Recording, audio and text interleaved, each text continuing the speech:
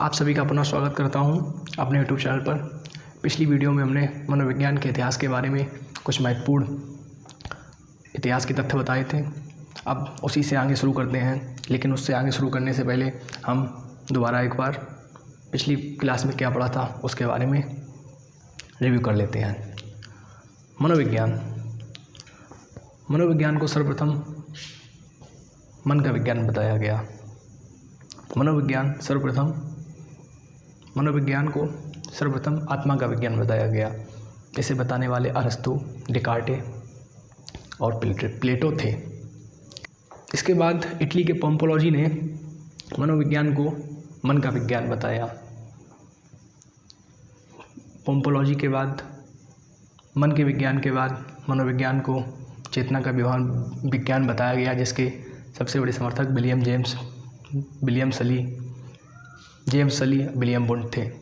चेतना के विज्ञान के बाद मनोविज्ञान को व्यवहार का विज्ञान बताया गया था, जिसके सबसे बड़े समर्थक जेबी वॉटसन थे।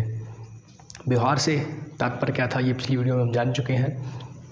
अब हम इसमें देखते हैं कि व्यवहारवाद द्वारा मनोविज्ञान की व्यवहारवाद में परिभाषा जो दी गई है, उसका सबसे बड़ा दोष क्या था? उसका सबसे बड़ा एकमात्र दोष यह था कि व्यवहारवाद में व्यवहार का जो अर्थ होता है वो अपने आप में कोई अर्थ नहीं होता। व्यवहार का अपने आप में कोई अर्थ नहीं होता है। व्यवहार की हम तभी सही व्याख्या कर सकते हैं जब हम उसकी स्वयं से अनुभूति करते हैं। इसलिए इस परिभाषा में भी एक तरह से थोड़ा दोष आ गया।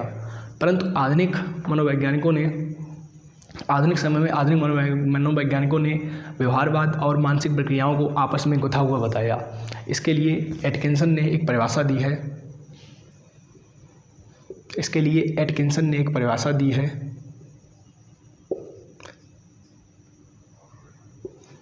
मनोविज्ञान व्यवहार और मानसिक प्रक्रिया का वैज्ञानिक अध्ययन है। मनोविज्ञान व्यवहार और मानसिक प्रक्रिया यानी दोनों आपस में जुड़े हुए हैं। उन दोनों का, व्यवहार और मानसिक प्रक्रिया दोनों का अध्ययन ही क्या है? मनोविज्ञान है। तो आधुनिक समय में मनोविज्ञान को व्यवहार और मानसिक प्रक्रिया का अध्ययन। अगले पॉइंट तरफ बढ़ते हैं। मनोविज्ञान में लहरें अर्थात वेव्स इन साइकोलॉजी।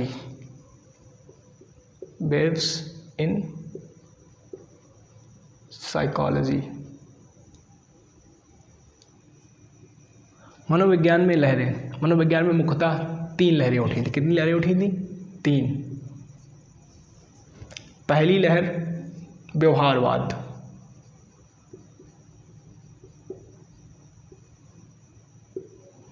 जिसे अंग्रेजी में बिहेवियरिज्म कहते हैं। इसके जो जनक थे वो कौन थे? जेबी वॉटसन।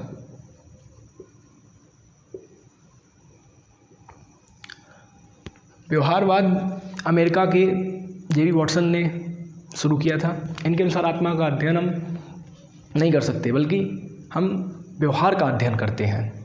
इसके बाद व्यवहारवाद के बाद एक नई लहर, जिसे मनोविश्लेषणवाद कहते हैं, एक नई लहर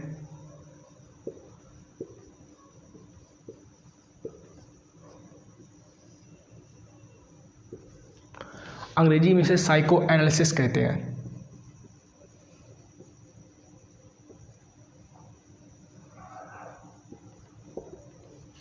मनोविश्लेषणवाद सिगमंड फ्राइड।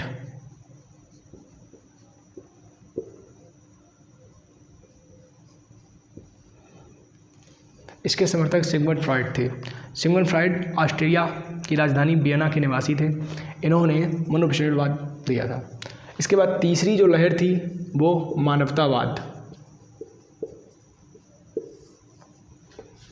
इंग्लिश में ह्यूमनिज्म।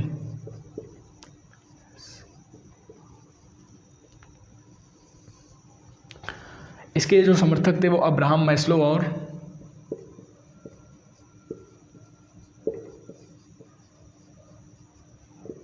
कार्ल रोजर्स थे।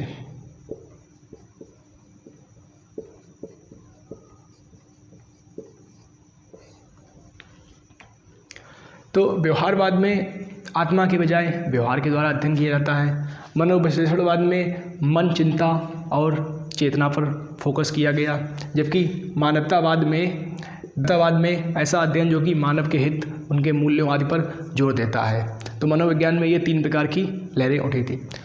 प्रश्न इससे अगर बन सकता है तो किस तरह बन सकता है, इनका क्रम पूछ लिया जाएगा कि निम्नलिखित में मनोविज्ञान में लहरों का क्रम क्या था। तो बढ़ते हैं अब आगे।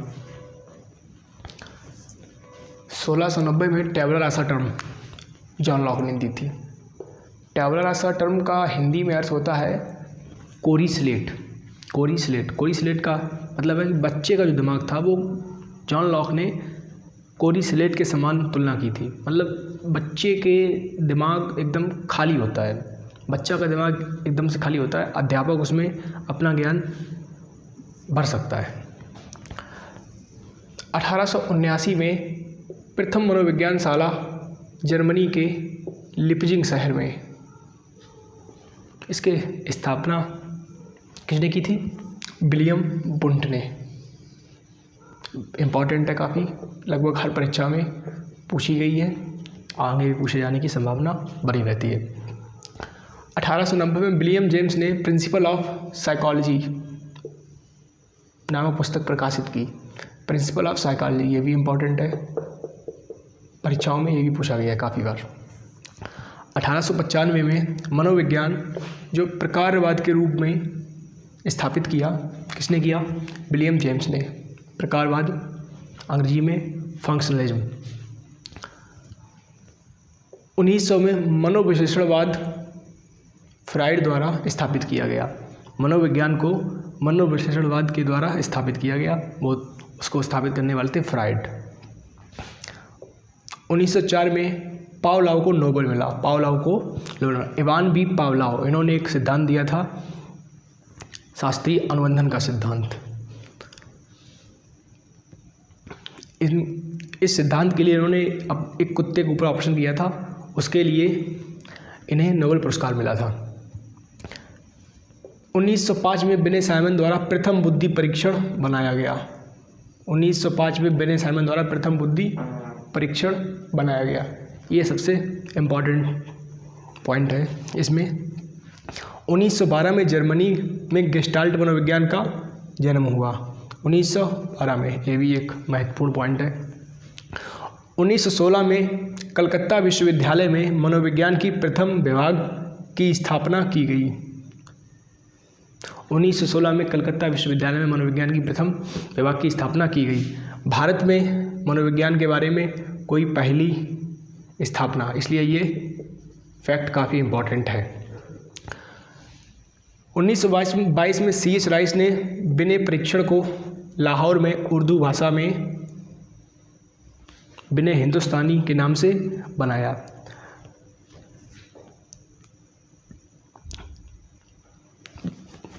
1905 बिने साइमन द्वारा प्रथम बुद्धि परीक्षण के बाद 1922 में वही बुद्धि परीक्षण उर्दू भाषा में भारत में पहली बार बनाया गया। अगर प्रश्न आता है कि भारत में प्रथम बुद्धि परीक्षण कब बना, तो 1922 में।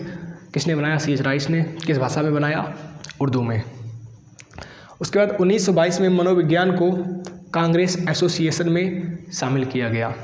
उसके बाद अगला फैक्ट है 1924 में भारतीय मनोवैज्ञानिक संघ की स्थापना की गई। ये काफ़ी इंपॉर्टेंट पॉइंट है, प्रश्न आएगा अगर कि भारतीय मनोवैज्ञानिक संघ की स्थापना कब की गई, तो इसका उत्तर क्या रहेगा? 1924। और उसके बाद 1928 में एनएन सेनगुप्ता और राधा कमल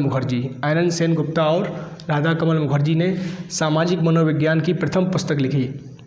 ये प्रश्न भी काफ़ी बार एग्ज़ाम में आया है और आगे भी आएगा, ये सभी आप लिख लीजिए। कुछ बची हुई और इम्पॉर्टेंट सन ईयर्स में घटनाक्रम। 1930 में एसएम मॉयसन ने हिंदी में प्रथम बुद्धि परीक्षण का निर्माण किया। 1905 में प्रथम बिने साइमन ने तैयार किया था, 1922 में उर्दू में किया गया था, लेकिन 1930 में हिंदी में प्रथम बुद्धि परीक्षण का निर्माण किया गया। 1949 में भारत के रक्षा विभाग संगठन ने मनोवैज्ञानिक अनुसंधान विंग की स्थापना की थी 1949 में। 1954 में इलाहाबाद में मनोविज्ञानशाला की स्थापना की गई। ये बहुत ही इंपॉर्टेंट पॉइंट है। मनोविज्ञान की स्थापना कहाँ हुई? इलाहाबाद में हुई। कब हुई? 1954 में हुई। 1955 में NIMHANS अर्थात national institute of mental health neuroscience की स्थापना कहाँ की गई? बंगलौर में स्थापना की गई थी। बंगलौर में इसकी स्थापना की गई थी 1955 में। 1962 में सर्वप्रथम रांची में मानसिक रोगी के लिए एक हॉस्पिटल का निर्माण कराया गया, इसकी स्थापना की गई। 1989 में NAOP अर्थात नेशनल अकेडमी ऑफ साइकोलॉजी की स्थापना की गई। 1997 में गुड़गांव में NVRC फुल फॉर्म NVRC की नेशनल ब्रेन रिसर्च सेंटर की स्थापना की गई। काफ़ी अच्छा पॉइंट है। 2002 में डेनियल कहनेमन को मानव निर्णय पर नोबेल मिला और 2005 में थॉमस सेलिंग को भी नोबेल मिला खेल के सिद्धांत के लिए, सहयोग एवं द्वंद्व की समझ के लिए।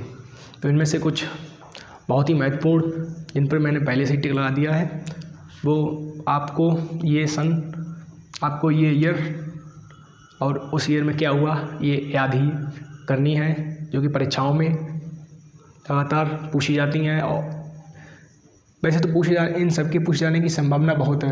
अगर आपको ये अच्छे से पढ़ना है, अगर आपको ये देखना है कि ये सब कहाँ से मैंने खोज के लिखे, तो आप NCERT में पहला चैप्टर NCERT 11th क्लास की फर्स्ट चैप्टर के आखिर में आप देखना, वहाँ पे बहुत सारी ईयर दी गई होंगी, किस ईयर में क्या क्या हुआ, ईयर्स। और उन ईयर्स में क्या हुआ के बाद हम कुछ मनोविज्ञान के टाइप्स, जो कि मनोविज्ञान के ही भाग हैं, उनके जनक के बारे में देखते हैं। सबसे पहले मनोविज्ञान के जनक, जैसा कि आपको पहली वीडियो के पहले पार्ट में ही आपको बताया गया था कि मनोविज्ञान के जनक अरस्तु थे।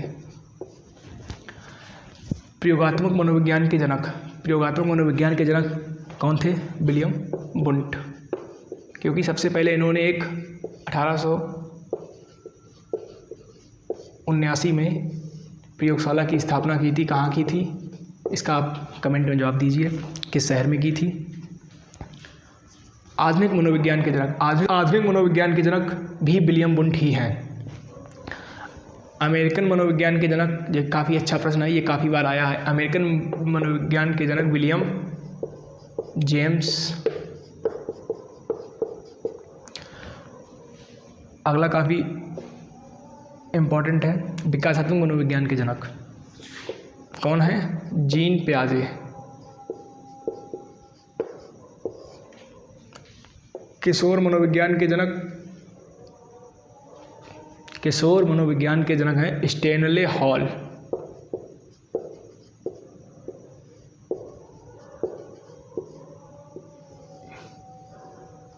स्टैनले हॉल ने सबसे ज़्यादा फोकस किया था बाल विकास की तीसरी अवस्था, जो कि किशोरावस्था थी। उसके बाद मनोविज्ञान को शिक्षा के संदर्भ में जोड़कर शुरू करने वाले इसके जो जनक थे वो थे थॉर्नडाइक। तो ये सभी पॉइंट बहुत ही इम्पोर्टेंट है, परीक्षाओं में काफ़ी बार पूछे गए हैं, जिनको आगे पूछे जाने की संभावना बनी रहेगी। इसी के साथ ये क्लास यहीं पे समाप्त करते हैं। आशा करता हूँ आपको ये वीडियो भी पसंद आई होगी। अगर वीडियो पसंद आई है तो लाइक करें, कमेंट करें, साथ में चैनल को सब्सक्राइब करें, सब्सक्राइब कीजिए।